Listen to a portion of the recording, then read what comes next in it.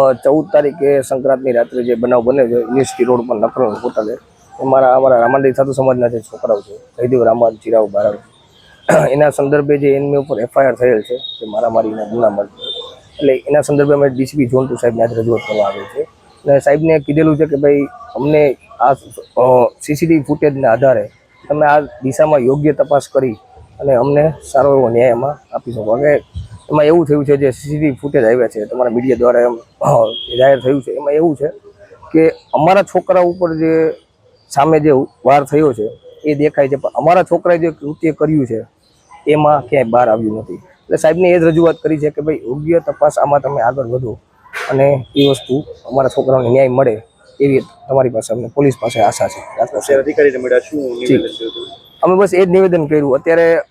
જે સામેવાળા છોકરાઓ જે મારે છે અમારા છોકરાઓને એવી ફૂટેજ આવી છે, અમારા છોકરાએ જે કૃત્ય કર્યું છે એ ફૂટેજ ક્યાંક ને ક્યાંક છે અથવા પોલીસે જોઈ છે, તો શું છે એમાં યોગ્ય એ દિશામાં તપાસ આગળ વધારે એવી રજૂઆત અમે ડીસીપી જોન સાહેબને કરેલ છે.